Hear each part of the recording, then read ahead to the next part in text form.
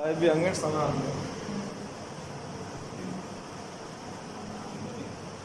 और मुझे पता था कि मॉडर्न हिस्ट्री में हम पढ़ते हैं 1707 से लेकर 1857 और उसके बाद हम देखते हैं कि 1857 से लेकर 1947 तक का जो दौर था हम इसको पढ़ते हैं।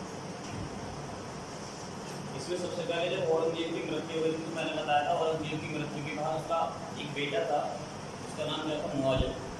वह अपने भाइयों की हत्या करके किस पर बैठ गया था, गद्दी पर बैठ गया था। लेकिन उसके बाद उसने बंदा बहादुर की हत्या करने की योजना बनाई, उसकी हत्या करने के लिए वो निकला था, लेकिन वह बंदा बहादुर की हत्या करने के लिए निकला तो स्वयं मारा गया था। उसके बाद जुल्फिकार नाम का एक व्यक्ति था जिसने इसको गद्दी पर बैठा दिया था। ये वाला पंखा चला दिया पीछे वाला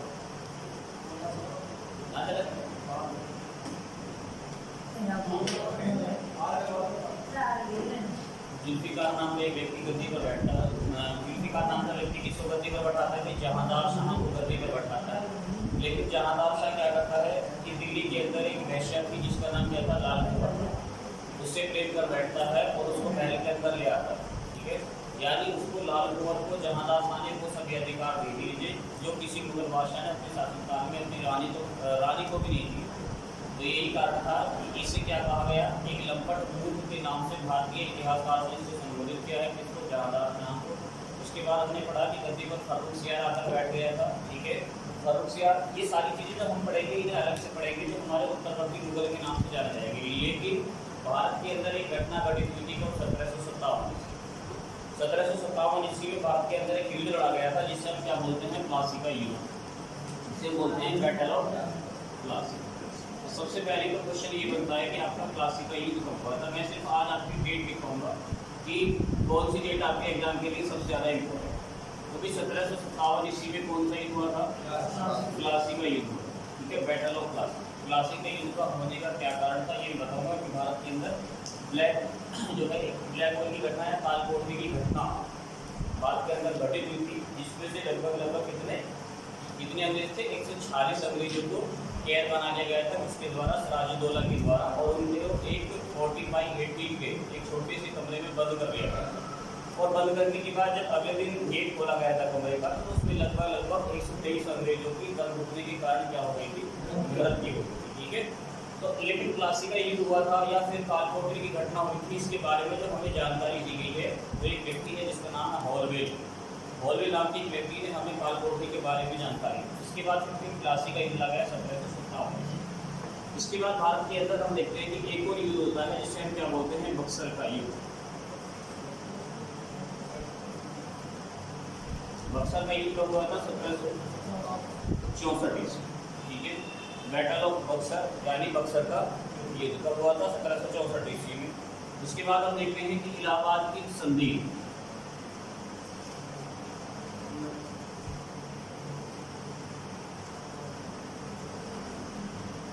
इलाहाबाद की संधि हुई थी 1765 ईस्वी। ठीक है, इलाहाबाद की संधि कब हुई थी, 1765 ईस्वी में। और इलाहाबाद की संधि में देखेंगे कि अंग्रेज अवध के शासक पर जुर्माना लगा देंगे और मुगल बादशाह को अपना क्या बना देंगे, पेंशनकारी बना देंगे। लेकिन क्वेश्चन ये भी आता है कि भाई जब बक्सर का युद्ध लड़ा गया था या इलाहाबाद की संधि हुई थी उस समय मुगल बादशाह कौन था। इस समय यदि हम मुगल बादशाह को देखेंगे तो कौन था, शाह आलम सेकंड। और यही शाह आलम सेकंड पहला मुगल बादशाह था जो क्या बन गया था, अंग्रेजों को पेंशनकारी बन गया। इलाहाबाद की संधि होती है, उसी के बाद हम देखते हैं कि भारत के अंदर एक युद्ध लड़ा गया था और यही युद्ध क्या था, प्रथम आंग्ल मैसूर युद्ध। प्रथम आंग्ल मैसूर युद्ध कब से कब तक चला था, 1767 से लेकर 1769 ईस्वी। प्रथम आंग्ल मैसूर युद्ध कब से कब तक चला, 1767 से लेकर 1769 तक। और यदि मैं सेकंड आंग्ल मैसूर युद्ध की बात करूं तो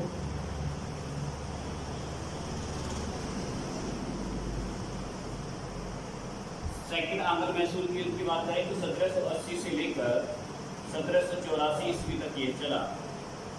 ठीक है, और यदि मैं थर्ड आंग्ल मैसूर युद्ध की बात करूं तो कब से कब तक भाई, 1790 से लेकर 1792 तक चलेगा। ठीक है, और यदि मैं चतुर्थ आंग्ल मैसूर युद्ध की बात करूं तो ये कब चला था भाई? 1799 ईस्वी।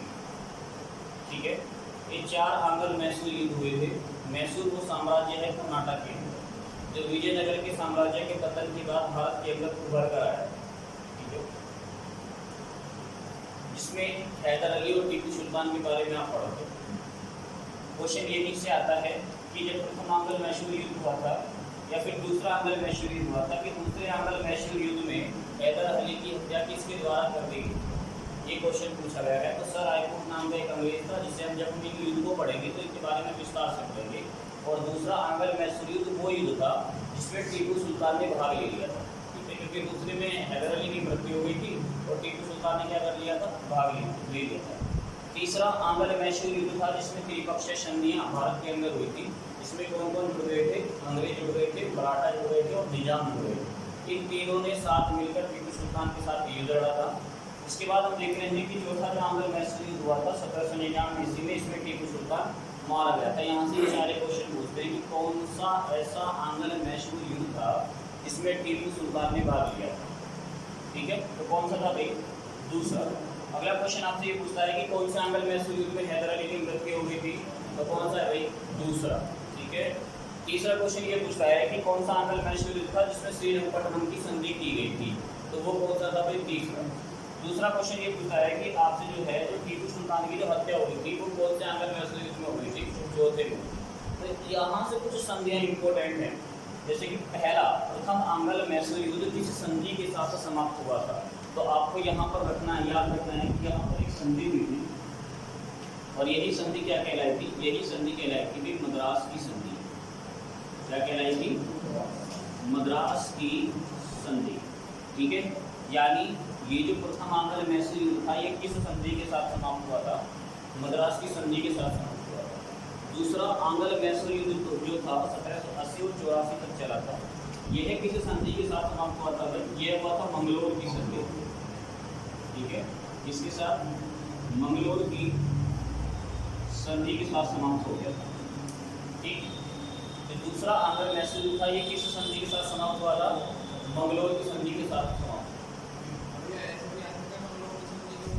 क्या? हाँ जी, 1784। ठीक है, मद्रास की संधि का हुई 1769 ईस्वी। तीसरा है आंग्ल मैसूर युद्ध, ये किस संधि के साथ समाप्त हुआ था? तो ये है श्रीरंगपट्टनम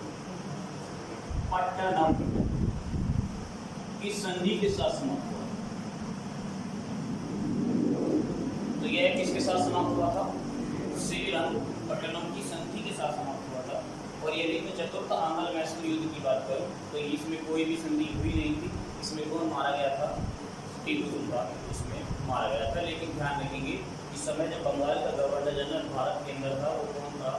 लॉर्ड वेलिंगटन। इसके बारे में याद रखना, इस समय कौन था भाई? Lord Wellington. लॉर्ड वेलिंगटन वही व्यक्ति है जो भारत के अंदर क्या लेकर आया था? सहायक संधि को लेकर आया था। ठीक है, क्या लेकर आया था?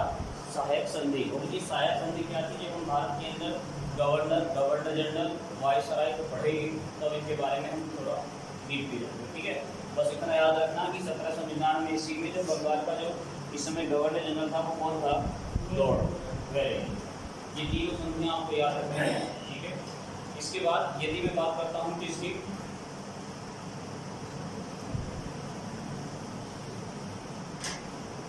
इसके बाद हम देखते हैं कि भारत के अंदर एक और युद्ध लड़ा गया था जिसे हम कहते हैं प्रथम आंग्ल मराठा युद्ध।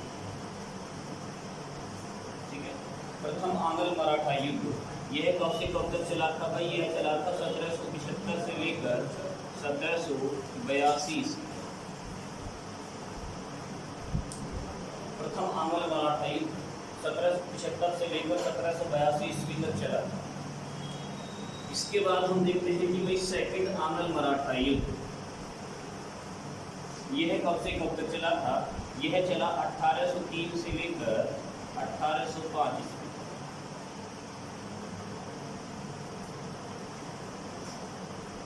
1803 1883 से लेकर कब तक चला था, 1805 में।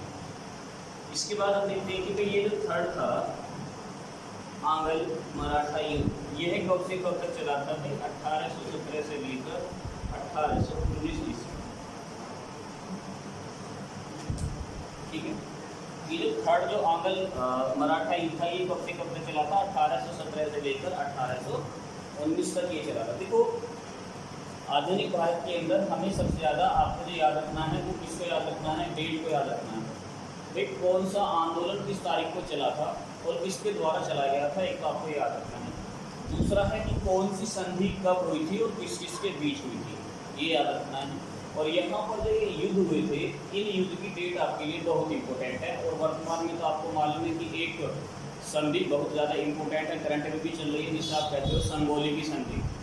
ठीक है, जो संगोली की संधि हुई थी वो कब हुई थी, तो मेरे को बता सकता है संगोली की संधि कब हुई थी, 1814 ईस्वी में हुई थी। और संगोली की संधि किस किस के बीच हुई थी, ब्रिटिश भारत के बीच और किसके बीच, नेपाल नेपाल, जिसमें किसको काला पानी क्षेत्र को भारत और किसके बीच, नेपाल के बीच सीमा क्षेत्र मान लिया गया था, जिसे वर्तमान में आज की डेट में नेपाल नहीं मानता। बस आपको इतना से याद रखना है कि भाई नेपाल के साथ जो हमारा वर्तमान में विवाद चला हुआ है वो किस किस को लेकर चला हुआ है, एक तो काला पानी को लेकर चला हुआ है, एक लिपू लेक को लेकर चला हुआ है, और किसको लेकर चला हुआ है, लिपू पूरा को लेकर चला हुआ है।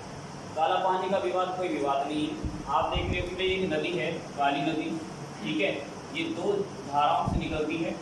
और फिर उसके बाद नेपाल कहता है कि भाई काली नदी ये है, काली नदी का उद्गम स्थल ये वाला क्षेत्र है और ये वाला भी क्षेत्र हमारा है, जबकि भारत ये कहता है नहीं नहीं, काली नदी का उद्गम क्षेत्र ये है और ये क्षेत्र हमारा है। इसी को बोलते हैं हम काला पानी का क्षेत्र। और इसी काला पानी के क्षेत्र को लेकर भारत और किसके बीच विवाद चला हुआ है, नेपाल के बीच। और कोई हमारा नेपाल के साथ कुछ खास डिस्प्यूट है नहीं, ठीक है। वो करंट का मुद्दा है, जब करंट अफेयर्स को पढ़ेंगे तो वही के बारे में जानकारी। तो ध्यान रखना भी, प्लासी का युद्ध, बक्सर का युद्ध, इलाहाबाद की संधियाँ, प्रथम आंग्ल मैसूर युद्ध कब हुआ, कौन सी संधि के साथ समाप्त हुआ, द्वितीय आंग्ल मैसूर युद्ध कब हुआ, कौन सी संधि के साथ समाप्त हुआ, तृतीय आंग्ल मैसूर युद्ध कब हुआ, किस संधि के साथ समाप्त हुआ, चतुर्थ आंग्ल मैसूर युद्ध कब हुआ और किस संधि के साथ समाप्त हुआ है। इसके बाद आपको ये आंग्ल मराठा युद्ध पढ़ने हैं भारत के अंदर, ठीक है। और जब आप आंग्ल मराठा युद्ध पढ़ोगे तो आप इसमें किसको भी पढ़ोगे, इसमें आप पेशवाओं के बारे में भी पढ़ोगे, इसके बारे में पढ़ोगे, पेशवाओं के बारे में पढ़ोगे। एक क्वेश्चन आपसे सबसे ज़्यादा पूछता है कि भारत के अंदर वो कौन सा ऐसा युद्ध लड़ा गया था जिसमें मराठाओं का सबसे ज़्यादा हानि हुई थी, क्षति हुई थी, तो कोई मेरे को बता सकता है भाई कौन सा ऐसा युद्ध था जिसमें सबसे ज़्यादा मराठा मारे गए, कौन था, कौन सा युद्ध था, वो था पानीपत का तीसरा युद्ध। कौन सा था, पानीपत का तीसरा युद्ध था जो 1761 ईस्वी में लड़ा था, ठीक है। जब भारत पर आक्रमण किया गया था तो उस समय हम देख रहे हैं कि ये जो थे सूरजमल जाट जो थे भरतपुर के, उन्होंने किसको, मराठाओं को सपोर्ट करने से इनकार कर दिया था और अवध के नवाब ने भी सपोर्ट करने से इनकार कर दिया था, जिसमें सबसे ज़्यादा मराठा मारे गए थे, जिसमें सदाशिव राव भाव की हत्या हो गई। अभी चर्चा में भी रहा था ये, तो पानीपत का तीसरा युद्ध था। एक तो आपको ये डेट याद रखनी है, ये नोट कर लिया आपने, मिटा दें।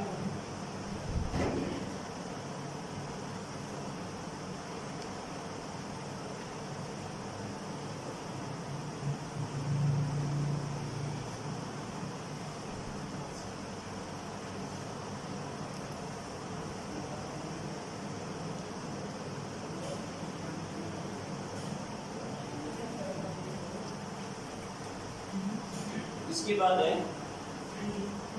इसके बाद आपको याद रखना है 1857 की क्रांति। 1857 की क्रांति, इससे अभी हाल ही में क्वेश्चन पूछा गया था, जो अभी परसों जो एनडीए का पेपर हुआ था, यहाँ से क्वेश्चन था सीधा सीधा, ठीक है। और 1857 की क्रांति को जब आप पढ़ोगे तो आप देखोगे क्योंकि सीधा सीधा क्वेश्चन पूछा गया था कि 1857 की क्रांति से निम्नलिखित में से कौन सा कथन संबंधित नहीं था, इस प्रकार से क्वेश्चन पढ़ते हैं। 1857 की क्रांति आप पढ़ते हो, उसके बाद आप भारत के अंदर पढ़ते हो इंडियन एसोसिएशन की स्थापना 1876 ईस्वी, ठीक है। इंडियन एसोसिएशन की स्थापना कब हुई थी, 1876। इसके बाद आप पढ़ते हो कांग्रेस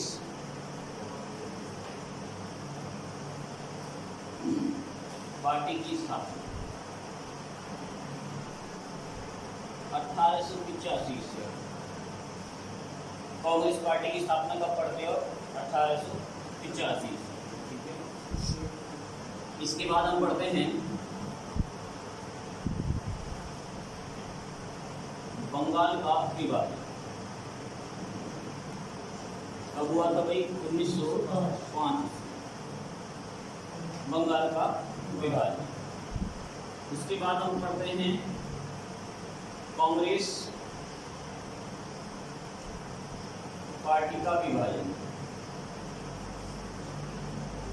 कब हो गया था भाई? 1907 में। और कहाँ? सूरत अधिवेशन।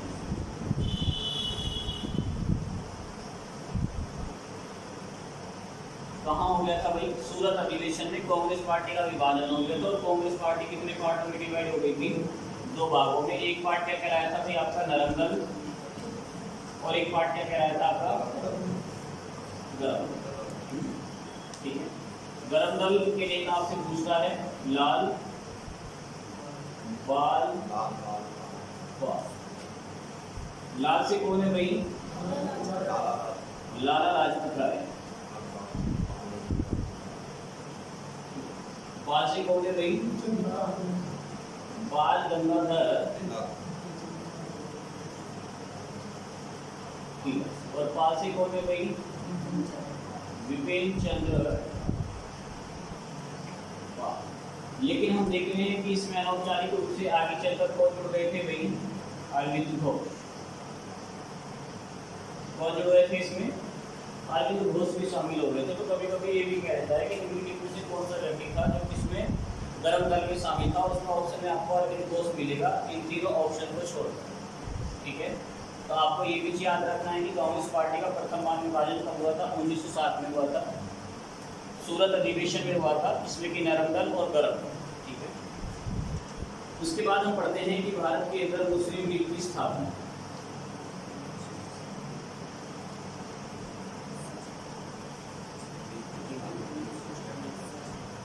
1906। और कहाँ पर हुई थी भाई? ढाका। कहाँ पर हुई थी भाई? ढाका में हुई थी। और वर्तमान में ढाका कहाँ पड़ता है? बांग्लादेश। कहाँ पड़ता है भाई ढाका? बांग्लादेश। मुस्लिम लीग की स्थापना 1906 ढाका में। ठीक है। इसके बाद हम पढ़ रहे हैं कि भारत के अंदर देखते हैं अनुशीलन समिति। अनुशीलन समिति की स्थापना कब हुई थी भाई? 1902। कब हुई थी? 1902। इसके बाद आता है हमारा अभिनव भारत संगठन 1904। अभिनव भारत संगठन, ये क्वेश्चन भी था भाई एनडीए के पेपर में। अभिनव भारत संगठन की स्थापना किस व्यक्ति के द्वारा की गई थी? तो किसके द्वारा की गई थी? वीडी सावरकर के द्वारा। जिसे पहले किसके नाम से जानते थे? ये भी रख लेना। इसको पहले किसके नाम से जानते थे भाई? इसको पहले मित्र मेला के नाम से जानते थे। ये नीचे नोट करके लिख लेना। अभिनव भारत को पहले मित्र मेला के नाम से जानते थे। अरविंद घोष ये गरम दल से संबंधित थे। आगे चलकर ये भी हो गई।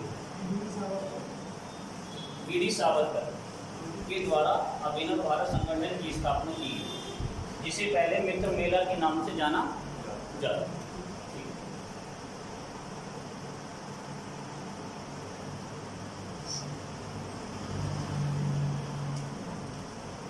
इसके बाद हम पढ़ रहे थे कि इंडिया हाउस की स्थापना।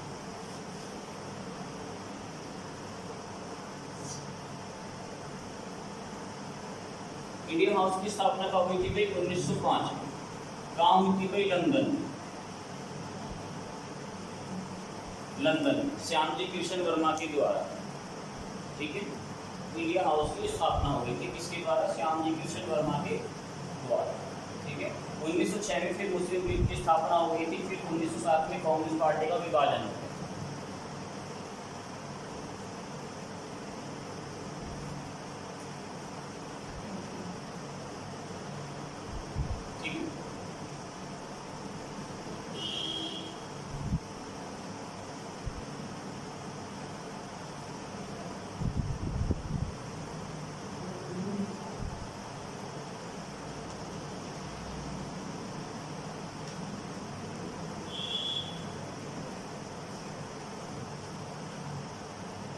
उसके बाद हम पढ़ रहे हैं भाई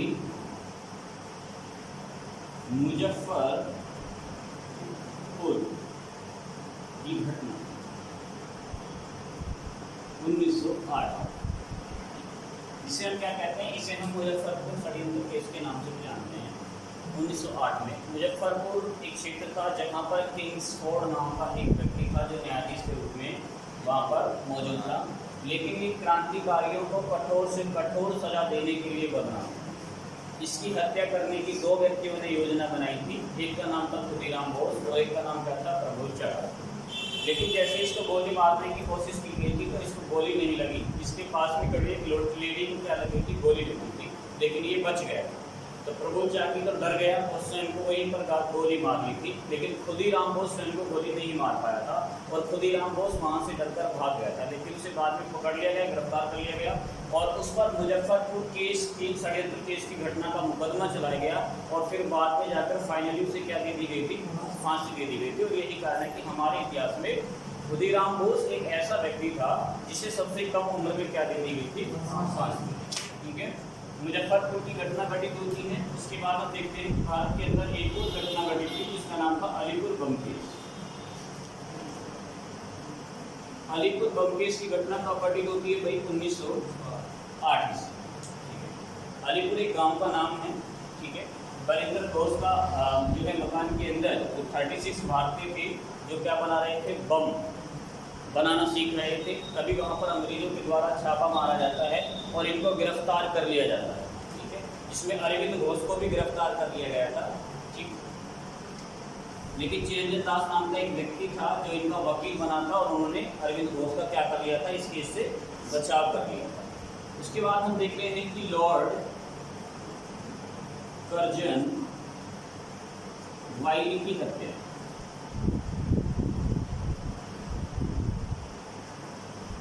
1909 में कहाँ, लंदन। किसके द्वारा भाई, मदन लाल डींगरा के द्वारा।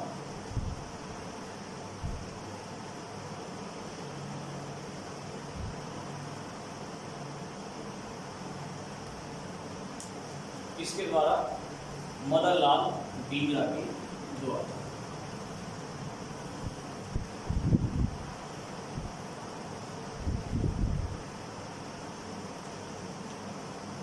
इसके बाद हम पढ़ते हैं कि भारत के अंदर एक एक्ट आता है जिसका नाम क्या था, मार्ले मिंटो रिफॉर्म एक्ट, यानी मार्ले मिंटो सुधार अधिनियम 1909। मार्ले मिंटो सुधार अधिनियम 1909, ठीक है। यही मार्ले मिंटो एक्ट था जिसने मुस्लिमों को भारत में अलग से जो है निर्वाचन प्रणाली की क्या दे दी थी, अधिकार दे दिया था। मार्ले मिंटो सुधार एक्ट 1909। यही कारण था कि इस पर जो है लॉर्ड मार्ले ने लॉर्ड मिंटो को एक पत्र भी लिखा था और पत्र में क्या लिखा था कि हम नाग के दांत धो रहे हैं जिसका फल आगे चलकर क्या होगा, भीषण होगा, ठीक है। और यही कारण था मार्ले मिंटो एक्ट पर गांधी जी ने भी कहा था कि मार्ले मिंटो एक्ट ने हमारा सर्वनाश कर दिया, ठीक है, इसलिए कहा था गांधी। उसके बाद हम देख रहे हैं कि 1909 में मार्ले मिंटो सुधार एक्ट भारत के अंदर आता है। उसके बाद होता है कांग्रेस का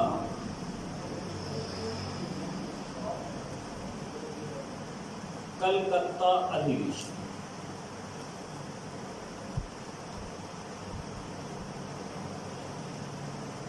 1911। कांग्रेस का कलकत्ता अधिवेशन 1911 किसकी अगुवाई में, इसमें कौन आया था भाई, जॉर्ज पंचम। कौन आया था, जॉर्ज पंचम। और कौन आया था, मैडम मैरी। जॉर्ज पंचम आए थे और कौन आया था भाई, मैडम मैरी। जॉर्ज पंचम के द्वारा ही घोषणा की गई थी, क्या घोषणा की गई थी कि बंगाल विभाजन को क्या कर दिया जाए, बंगाल विभाजन को निरस्त किया। दूसरी घोषणा इन्होंने क्या की थी कि ब्रिटिश भारत की राजधानी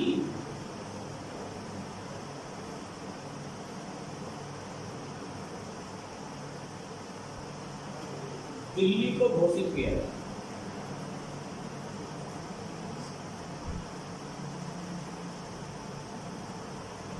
ब्रिटिश भारत की राजधानी दिल्ली को घोषित किया। ठीक है, ब्रिटिश भारत की जो राजधानी थी, ब्रिटिश भारत की जो राजधानी थी इसे क्या किया गया, दिल्ली को घोषित किया गया था। लेकिन आपको क्वेश्चन याद रखना है कि भाई जिस समय बंगाल विभाजन को निरस्त किया गया था, इस समय भारत के अंदर भारत का वायसराय कौन था, ये आपको याद होना चाहिए। तो ध्यान रखें कि भाई जब बंगाल विभाजन को निरस्त किया गया था तो इस समय जो भारत का वायसराय था वो कौन था, बता सकते हो? Lord Harding second. कौन था भाई? Lord Harding second. लेकिन जब बंगाल विभाजन हुआ था तो उस समय कौन था? लॉर्ड कर्जन था। बंगाल विभाजन के समय भारत का वायसराय कौन था? लॉर्ड कर्जन था। लेकिन जब बंगाल विभाजन को निरस्त करने की बात आती है तो निरस्त करने के समय भारत का वायसराय कौन था? Lord Harding second. ठीक है भाई। 1911 ईस्वी में कांग्रेस का अधिवेशन हुआ। उसके बाद हम पढ़ रहे हैं कि भाई 1912 ईस्वी में दिल्ली षड्यंत्र केस की घटना घटी। आपसे क्वेश्चन पूछता है कि दिल्ली को भारत की राजधानी बनाने की घोषणा कब की गई थी? घोषणा की यदि बात आती है तो कब? 1911 में। उसके बाद एक घटना घटित होती है दिल्ली षड्यंत्र केस के नाम से, जिसे हम पढ़ते हैं।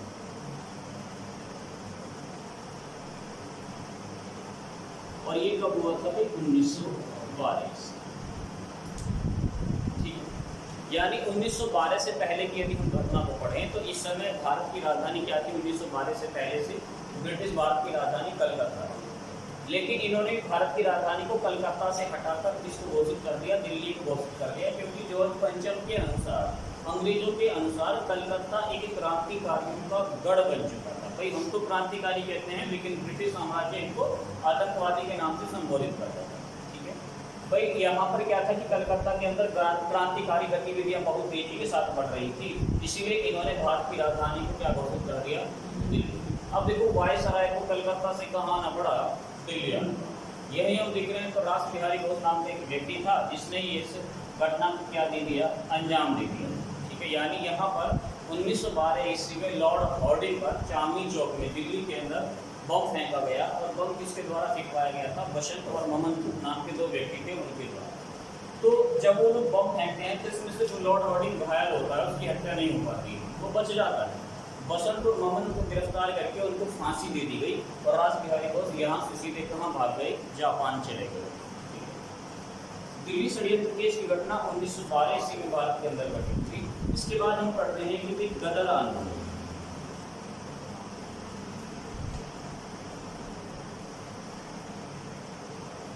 उन्नीस सौ 13। बाकी इसके बारे में मैं विस्तार से आपको पढ़ाऊंगा अलग से, बस इतना लिख लेना। कहाँ से सक्रिय हुआ? San Francisco. सैन फ्रांसिस्को से सक्रिय हुआ। ठीक है, सैन फ्रांसिस्को से क्या हुआ था? सक्रिय हुआ। इसके देखो संस्थापक दो व्यक्तियों को माना जाता है, एक तो मोहन सिंह भापना को और किसको? एक लाला हरदयाल। तो कंफ्यूज नहीं होना है। यदि लाला हरदयाल ऑप्शन में नहीं है तो आपको क्या लगाना है? फिर मोहन सिंह भापना। ठीक है, मोहन सिंह भापना भारत के अंदर किसान वर्ग के क्रांतिकारी नेता थे। गदर आंदोलन 1913 में सैन फ्रांसिस्को से सक्रिय हुआ था। उसके बाद हम पढ़ रहे हैं कि गदर आंदोलन की समाप्ति, या फिर हम पढ़ रहे हैं कि कमगाटा मरू की घटना। कमगाटा मरू की घटना। कमगाटा मरू की घटना कब घटित हुई? 1914 ईस्वी। ठीक है, देखो 1914 ईस्वी में भारत के अंदर 3 घटनाएं घटित हुई थी। एक तो कमगाटा मरू की घटना, एक गदर आंदोलन की समाप्ति, या फिर आप कह सकते हो कि लाला हरदयाल की गिरफ्तारी।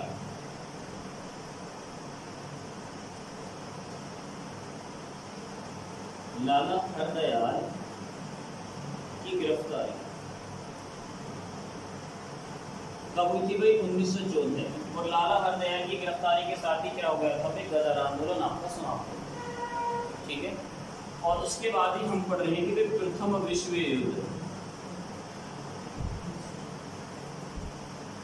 प्रथम विश्व युद्ध 1914 में स्टार्ट हुआ और 1918 ईस्वी तक ये चला। ठीक है। प्रथम विश्व युद्ध 1914 में स्टार्ट हुआ और 1918 ईस्वी तक ये चला।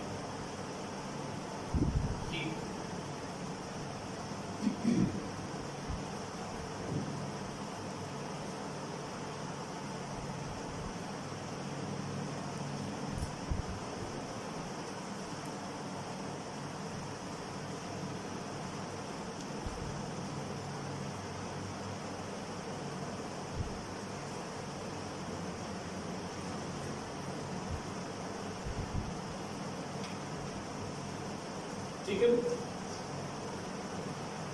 इसके बाद हम पढ़ रहे हैं कि गांधी जी का भारत आगमन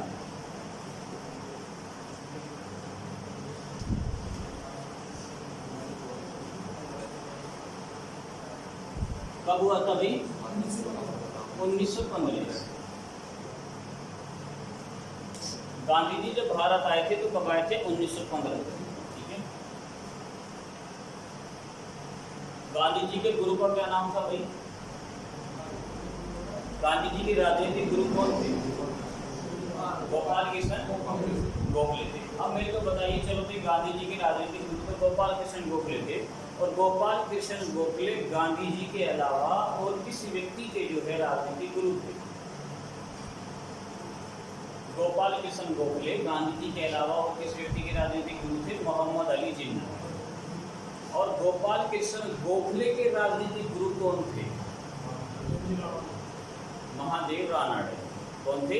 महादेव रानाडे, जिन्हें क्या कहा जाता है? महाराष्ट्र का सुकरात भी कहा जाता है। ठीक है। क्या दक्षिण भारत गांधी जी का भारत में आगमन कब हुआ? 1915 ईस्वी में होता है। ठीक है। उसके बाद हम पढ़ते हैं कि भाई कांग्रेस का लखनऊ अधिवेशन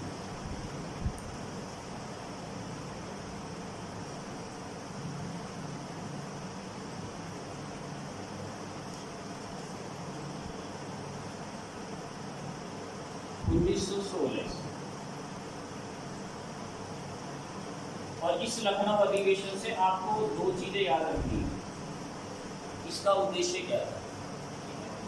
कांग्रेस का लखनऊ अधिवेशन का उद्देश्य क्या था? तो आपको याद रखना है कि जो कांग्रेस पार्टी का जो लखनऊ अधिवेशन हुआ था, इसका दो उद्देश्य थे। एक तो कांग्रेस पार्टी जो दो भागों में बट गई थी, नरम दल में और गरम दल में, उसका एकीकरण कराना। ठीक है। यानी कांग्रेस का एकीकरण।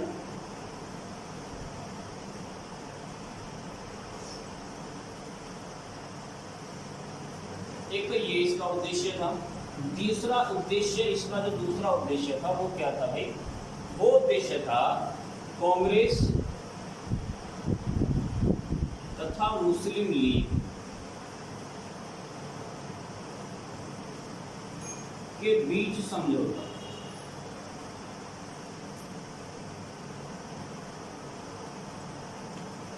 कांग्रेस तथा मुस्लिम लीग के बीच समझौता। यही कारण है कि कांग्रेस पार्टी के इस लखनऊ अधिवेशन को लखनऊ समझौते के नाम से भी जाना जाता है। ठीक है। जिसमें मुस्लिम लीग की तरफ से अहम भूमिका किसने निभाई थी? मोहम्मद अली जिन्ना। ठीक है। क्या है? और इसके जो अध्यक्ष थे वो कौन थे लखनऊ अधिवेशन के? कौन थे भाई? कौन थे? अंबिका चरण मजूमदार। कौन थे भाई? अंबिका चरण मजूमदार। एक तो हमने गांधी जी का भारत आगमन पढ़ लिया, एक हमने कांग्रेस का लखनऊ अधिवेशन पढ़ लिया, और उसके बाद जो है 1916 के बाद हम देख रहे हैं कि गांधी जी के द्वारा भारत के अंदर आंदोलन शुरू हो जाएंगे, जिसमें हम सबसे पहले पढ़ते हैं कि कौन सा आंदोलन? चंपारण आंदोलन।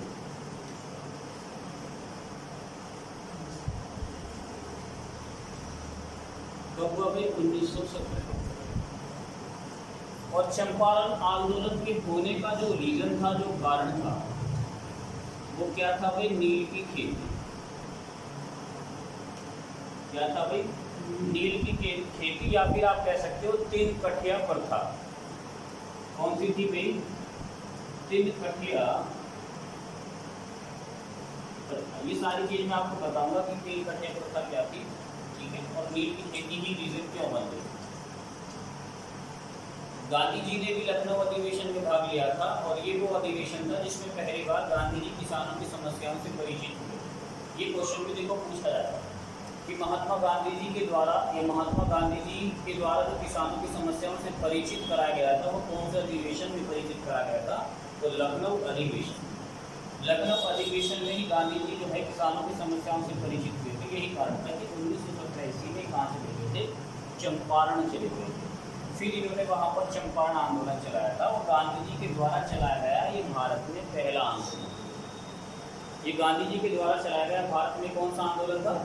पहला आंदोलन था। और इसी आंदोलन में हम देखेंगे कि रविंद्रनाथ टैगोर गांधी जी को यहाँ पर महात्मा के नाम से संबोधित करते हैं, यानी गांधी जी को इसी आंदोलन में क्या नाम दिया गया था? महात्मा का नाम दिया गया था। और यहीं से इनको महात्मा गांधी जी के नाम से जानते हैं। तो इनको महात्मा का टाइटल किसने दिया था? रविंद्रनाथ टैगोर। चंपारण आंदोलन होता है। इसके बाद हम पढ़ते हैं कि भारत के अंदर अहमदाबाद मील आंदोलन हुआ। अभी मैं थोड़ी सी गांधी जी के आंदोलन से पढ़ा दूं। अहमदाबाद मील आंदोलन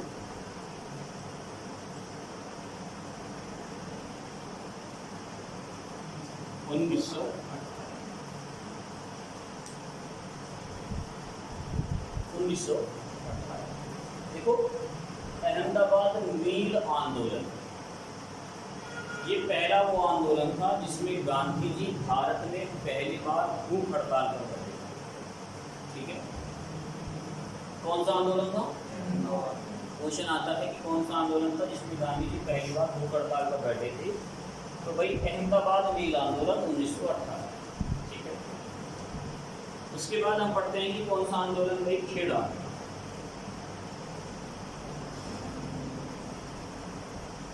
ये भी कब हुआ भाई? 1918। खेड़ा, ये खेड़ा के किसानों से संबंधित आंदोलन कब हुआ? 1918, ठीक है। चलो ये तो हम गांधी जी के आंदोलन पढ़ रहे थे, इसलिए मैंने आपको ये थोड़ी सी आगे बढ़ा दी। लेकिन इससे पहले भारत के अंदर एक और आंदोलन शुरू हो गया था जिसकी शुरुआत भारत के अंदर एक आयरिश महिला ने कर दी थी। एक आयरलैंड की महिला थी जिसका नाम क्या था? Annie Besant. एनी बेसेंट के द्वारा भारत के अंदर होम रूल लीग आंदोलन की शुरुआत की गई थी। होम रूल आंदोलन की, देखो ये क्वेश्चन बहुत कंफ्यूज करता है। यदि आपसे पूछे कि भी भारत के अंदर होम रूल आंदोलन की शुरुआत किसने की, तो ध्यान रखना यदि शुरुआत की बात करता है तो एनी बेसेंट का नाम आता है। लेकिन यदि लीग की स्थापना की बात करता है तो बाल गंगाधर तिलक, ठीक है। तो भारत के अंदर क्या हो गया था भाई? होम रूल आंदोलन।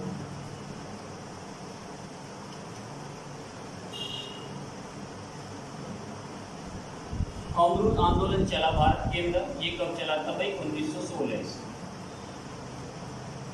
और किसके द्वारा इसकी शुरुआत की गई थी? इसके द्वारा 1914-15 ईस्वी में एनी बेसेंट ने ही कर दी, ठीक है। बस 1916 तो हम इसलिए पढ़ लेते हैं क्योंकि 1916 में इस आंदोलन को चलाने के लिए अलग अलग विद्यालय बना दिए गए थे, यानी लीग की स्थापना कर दी गई थी। और सबसे पहले लीग की स्थापना किसने कर दी थी भाई? बाल गंगाधर तिलक, ठीक है। एनी बेसेंट के द्वारा इसकी शुरुआत की गई। ध्यान रखेंगे इसमें फिर हम देखेंगे कि आगे चलकर एनी बेसेंट को भी अंग्रेजों के द्वारा गिरफ्तार कर लिया गया था। लेकिन गिरफ्तारी के बाद इसमें एनी बेसेंट का बचाव किसने कर दिया था? मोहम्मद अली जिन्ना। मोहम्मद अली जिन्ना ने ही इनका केस लड़ा था वकील के रूप में और इनका बचाव किया था। ये क्वेश्चन भी पूछा हुआ है, लेकिन कांस्टेबल लेवल पर आपसे इस प्रकार के क्वेश्चन नहीं पूछे।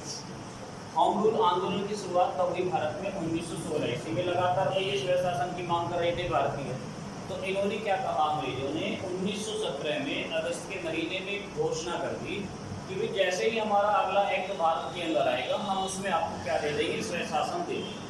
तो यही तो कारण था कि इन्होंने जब अगस्त के महीने में घोषणा कर दी और इसी घोषणा के साथ भारत के अंदर होम रूल जो आंदोलन था ये समाप्त हो जाएगा। और यही घोषणा क्या थी? अगस्त घोषणा। कौन सी घोषणा थी भाई? अगस्त घोषणा। आपसे सीधा सीधा क्वेश्चन पूछता है कि अगस्त घोषणा कब? अगस्त घोषणा हुई थी भाई 1917, ठीक। 1917 ईस्वी में अगस्त घोषणा हुई और इसी अगस्त घोषणा के साथ ही होम रूल आंदोलन को क्या कर दिया गया, समाप्त कर दिया। यानी हम देखेंगे कि 1918 ईस्वी में बाल गंगाधर तिलक की जो लीग थी और जो एनी बेसेंट की जो लीग थी, इन दोनों को क्या कर दिया जाएगा, मर्ज कर दिया जाएगा। लेकिन सबसे बड़ी समस्या ये थी कि दोनों लीग को आपस में मिलाने के बाद इसकी अध्यक्षता किसको सौंप दी जाए। वही हम देखेंगे कि 1920 ईस्वी में इस लीग की अध्यक्षता इसको महात्मा गांधी जी को सौंप दी गई। और महात्मा गांधी जी के पास जब इसकी भी अध्यक्षता आ गई और उधर महात्मा गांधी जी के पास खिलाफत आंदोलन की भी अध्यक्षता आ गई, तो महात्मा गांधी दोनों को मर्ज कर भारत के अंदर हम देखेंगे कि एक बड़े स्तर पर आंदोलन चलाने की घोषणा कर देंगे, जिसे हम कहते हैं भाई असहयोग। क्या कहते हैं भाई, असहयोग। तो ये चीज़ समझ में आ गई, अगस्त घोषणा 1917। ठीक है।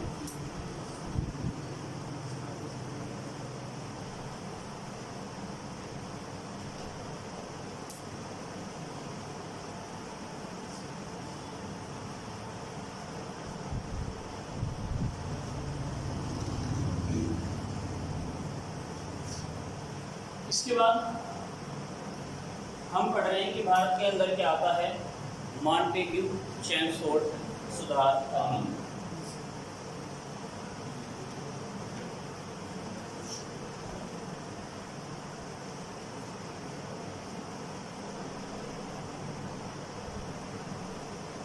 कब आया, 1919। इसी के बाद भारत में एक और जो है क्या आता है, भारत में कानून आता है जिसे हम कहते हैं भी रोलेट एक्ट। इसी को बोला गया भाई काला कानून।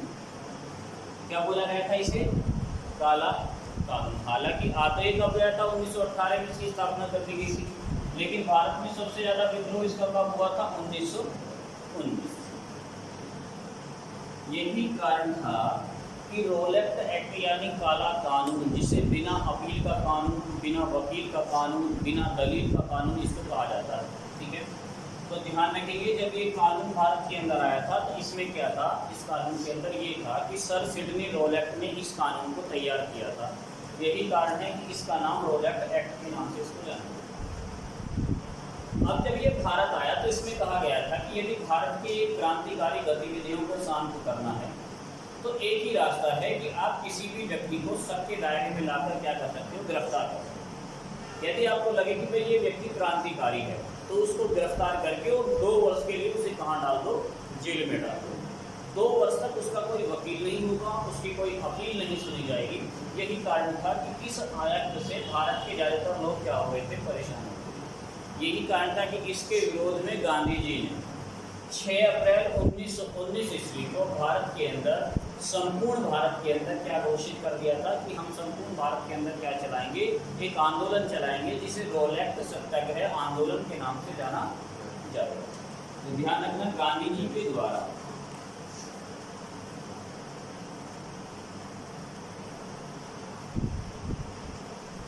रोलेट सत्याग्रह आंदोलन की शुरुआत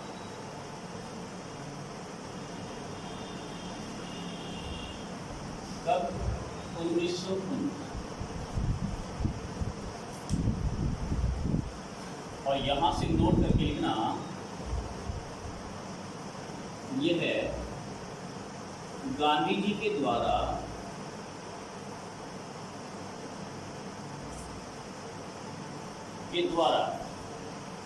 चलाया गया प्रथम अखिल भारतीय स्तर का आंदोलन।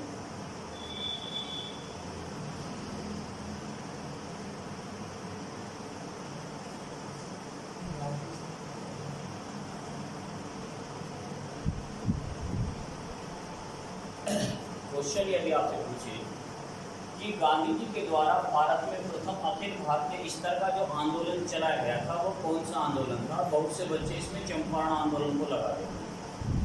अखिल भारतीय स्तर का मतलब क्या है, संपूर्ण भारत के लिए चलाया गया आंदोलन।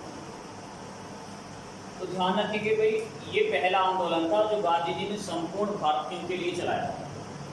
यानी इससे पहले भी चंपारण आंदोलन चलाया था, तो चंपारण के किसानों के लिए तो चलाया गया था, वो किसी दूसरे क्षेत्र के किसानों के लिए तो नहीं चला था।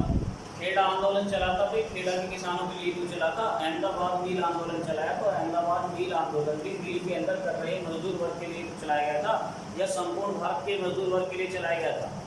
नहीं, ये वो आंदोलन था जिसे गांधी जी ने संपूर्ण भारतीय स्तर पर चलाया था, जिसे हम क्या कहते हैं भाई, रोलक सत्याग्रह आंदोलन। यही कारण था कि फिर गांधी जी को यहाँ पर गांधी जी ने इस आंदोलन की शुरुआत कर ली, और फिर गांधी जी को क्या कर लिया गया, 4 दिन बाद ही गांधी जी को कहाँ से, पलवल रेलवे स्टेशन से गिरफ्तार कर लिया। यानी भारत में पहली बार गांधी जी की गिरफ्तारी जो हुई थी वो कहाँ से हुई थी, पलवल रेलवे स्टेशन। इसके बाद हम पढ़ते हैं कि भाई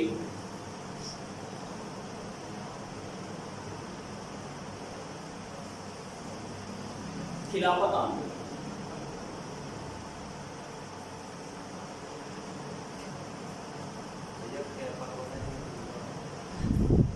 1919 खिलाफत आंदोलन में इसकी शुरुआत, खिलाफत आंदोलन की शुरुआत कब हुई, 1900। इसके बाद हम पढ़ते हैं कि भाई जलियांवाला बाग,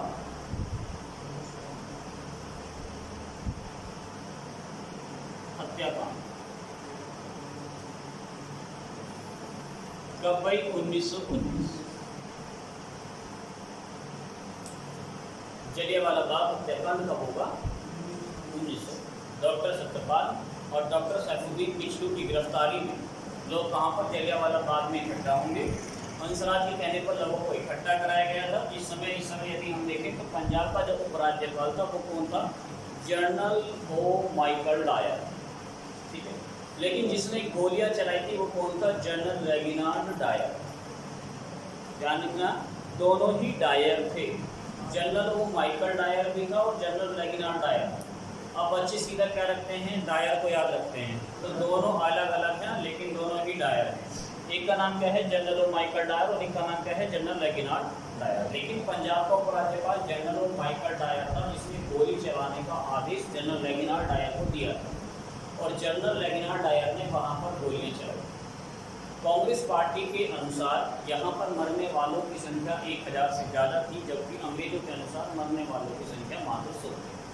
यही कारण था कि लोगों ने यहाँ पर जलियांवाला बाग हत्याकांड की जांच करने के लिए कमेटी बनाने की घोषणा की थी, जिसके आधार पर भारत के अंदर हंटर कमेटी का गठन भी किया गया। लेकिन इसी हंटर कमेटी ने जनरल रेगिनार्ड डायर को क्या साबित कर दिया था, निर्दोष साबित कर दिया था। और जब इसको निर्दोष साबित किया गया था तो यही कारण था कि जनरल रेगिनार्ड डायर को इसी के बाद से किस नाम से जाना गया, इसे ब्रिटिश साम्राज्य का शेर कहा गया। किसे कहा गया था, जनरल रेगिनार्ड डायर, ठीक है। जनरल माइकल डायर की हत्या हम देखेंगे कि आगे चलकर कौन कर देगा, उधम सिंह कर देगा, ठीक है। कब करेगा, 1940 ईस्वी में लंदन में जाकर इसको क्या मार देगा, गोली मार। जलियांवाला बाग हत्याकांड 1919 में घटित हुआ। उसके बाद हम पढ़ेंगे कि भाई असहयोग आंदोलन,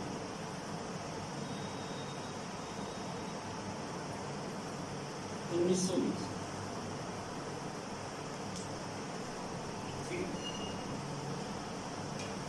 असहयोग आंदोलन 1920।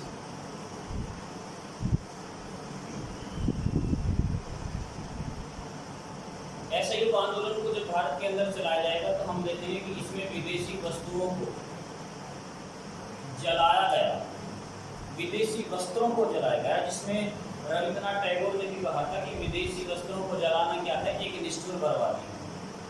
क्योंकि भाई इन्होंने किस पर जोर दिया था, स्वदेशी पर जोर दिया, यानी भारत के अंदर बनी हुई वस्तुओं को ही अपनाया जाए। कभी कभी एग्जामिनर ये भी पूछ लेता है कि स्वदेशी का क्या अर्थ होता है, ठीक है।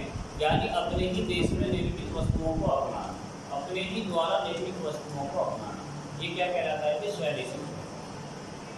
तो यहाँ पर देखो, जब भारत के अंदर कौन सा आंदोलन, बंगाल विभाजन चला था, तो उसमें विदेशी वस्तुओं का बहिष्कार किया गया, इसमें विदेशी वस्त्रों को जलाया गया था, ये याद रखना है। जिसमें रविंद्रनाथ टैगोर ने कहा था कि विदेशी वस्त्रों को जलाना क्या है, एक निष्ठुर बर्बादी है। और ये पहला वो आंदोलन था जिसमें कांग्रेस पार्टी एक जन पार्टी बन गई थी, जन आंदोलन की पार्टी बन गई थी। इसी आंदोलन के दौरान गांधी जी ने घोषणा की थी कि मैं 1 वर्ष के अंदर अंदर स्वराज प्राप्त कर लूँगा, लेकिन दुर्भाग्यपूर्ण वो 1 वर्ष में स्वराज प्राप्त नहीं कर पाए। क्यों नहीं कर पाए? हालांकि ये आंदोलन बड़े स्तर पर चला। यहाँ से एक और क्वेश्चन आपके एग्जाम में पूछा जाता है कि भारत का कौन सा ऐसा क्षेत्र था जो असहयोग आंदोलन से सक्रिय नहीं हुआ था या प्रभावित नहीं हुआ था? तो कौन सा क्षेत्र था? भाई कर्नाटक का क्षेत्र था। ठीक है, हालांकि ये आंदोलन संपूर्ण भारत में चला, लेकिन कर्नाटक का क्षेत्र भारत के अंदर ऐसा क्षेत्र था जो इस आंदोलन से प्रभावित नहीं हुआ था। वहीं पर हम देखेंगे फिर भारत के अंदर एक घटना घटित हो गई थी जिसका नाम क्या था? चोरी चोरा की घटना। ठीक है, कहाँ पर घटित हुई थी? ये उत्तर प्रदेश राज्य के गोरखपुर में, जिसमें कुछ पुलिस वालों को जेल के अंदर क्या कर दिया गया था? जला दिया गया। इससे गांधी जी को बहुत क्या पहुंची थी? ठेस पहुंची। और ठेस पहुंचने के बाद ही हम देख रहे हैं कि द्वारकानाथ के द्वारा गांधी जी को बताएगा। और इस समय गांधी जी कहाँ पर थे? गुजरात राज्य के अंदर। और गुजरात राज्य के अंदर जब गांधी जी को तार भेजकर बताया गया है कि भाई भारत उत्तर प्रदेश राज्य के अंदर इस प्रकार से पुलिस वालों को जला दिया गया है, तो गांधी जी को बहुत चोट पहुंची और गांधी जी ने अंग्रेजों से माफ़ी मांगी और कहा कि यह मेरे जीवन काल की एक हिमालयन भूल है। हिमालयन भूल का मतलब समझ रहे हो? मेरे जीवन काल की यह सबसे बड़ी भूल है कि इस आंदोलन की शिक्षा दिए बिना ही मैंने इस आंदोलन की शुरुआत कर दी। ये गांधी जी के शब्द हैं। यानी मैंने लोगों को बिना शिक्षा दिए ही कि भाई ये आंदोलन चलाना है तो कैसे चलाना है? शांतिपूर्ण चलाना है। तो अंग्रेजों ने फिर गांधी जी को गिरफ्तार कर लिया। जब उन्होंने अपना जो है क्या कबूल कर लिया था? अपना जो है जुर्म कबूल कर लिया था गांधी जी ने, तो इसमें मेरी गलती है। तो गांधी जी को 6 वर्ष के लिए जेल में डाल दिया गया था। इनको 6 वर्ष की सजा सुना दी गई। लेकिन भाई भारत के अंदर कुछ लोग ऐसे थे जो इस चीज़ को देख रहे थे कि भाई ये अभी हाल ही में असहयोग आंदोलन अपने चरम पर ही था और गांधी जी ने इस असहयोग प्रस्ताव को वापस कर एक सबसे बड़ी मूर्खता का काम किया है। तो यही कारण था कि लोगों ने फिर जो युवा जो भारत के अंदर थे उनके अंदर क्रांतिकारी भाव जगा रहे। यही कारण भारत के अंदर स्वराज पार्टी की क्या कर दी? स्थापना। 1923 ईस्वी में स्वराज पार्टी की स्थापना हुई, लेकिन दुर्भाग्यपूर्ण वह पार्टी भी मात्र 1 वर्ष ही चल पाई। फिर भारत के अंदर हम देखेंगे उत्तर प्रदेश राज्य के कानपुर में एक नई पार्टी जन्म लेगी जिसका नाम क्या था? Hindustan Republic army. ठीक है, यानी जिसे हम बोलते हैं HRA। सचिंद्रनाथ सान्याल की अध्यक्षता में ये पार्टी जन्म लेगी। अब पार्टी बनी है, पार्टी के पास पैसा भी होना चाहिए, धन भी होना चाहिए। तो पैसा था ही ना, इनके पास था ही नहीं। तो इन्होंने क्या कर दिया? इन्होंने काकोरी घटना को अंजाम दे दिया। और ये क्वेश्चन कई बार एग्जाम में पूछा गया है कि काकोरी घटना को अंजाम किस संस्था के द्वारा दिया गया था? किस संस्था के द्वारा किया गया था? HR। और जिसमें 4 व्यक्तियों को फिर बाद में जाकर क्या दे दी गई थी? फांसी। बता सकते हो 4 व्यक्तियों के नाम क्या क्या थे? प्लीज बता सकते हो 4 व्यक्तियों के नाम क्या क्या थे?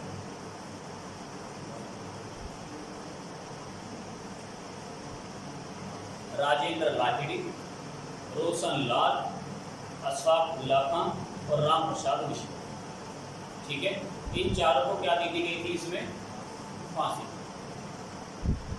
ठीक है, किसमें? कौन सी घटना में? काकोरी षड्यंत्र केस में, काकोरी घटना में, जिसमें काकोरी नामक रेलवे स्टेशन पर इन्होंने क्या कर लिया था? सरकारी खजाने को लूट लिया। फिर आगे चलकर हम देखेंगे चंद्रशेखर आजाद के द्वारा इस HRA का नाम बदलकर HRSA कर दिया जाएगा। ठीक है, हिंदुस्तान रिपब्लिक सोशलिस्ट आर्मी, यानी इसमें समाजवादी शब्द को जोड़ दिया गया था। जिसके द्वारा? चंद्रशेखर आजाद। तो यहाँ तक तो भाई देखो ये डेट आपको याद रखनी है। यहाँ तक तो आप लोगों के समझ में आ गया होगा। बाकी यहाँ से की जो आगे की घटना है वो हमको पढ़ेंगे कल। ठीक है, तो आप लोगों का जो है एग्जाम भी है भाई, रेलवे की डेट भी आ गई है। 15 दिसंबर से शायद पहले ITPC का एग्जाम होगा। तो उसके लिए आपको एक करंट अफेयर्स आपको अपनी मजबूत रखनी है और करंट अफेयर्स कम से कम 1 साल पुरानी आपकी तैयार होनी चाहिए। ये रेलवे का रिकॉर्ड रहा है कि वो 1 से 2 साल पुरानी भी करंट अफेयर्स पूछ लेते हैं। ठीक है, दूसरा आपकी साइंस मजबूत होनी चाहिए। साइंस में आपका फिजिक्स और बायोलॉजी मजबूत होनी चाहिए। केमिस्ट्री इतनी महत्वपूर्ण है नहीं। और बाकी तो ये चीज़ चलेगा। तो ठीक है भाई, आप लोगों से कल मुलाकात होगी। तो समझ में आया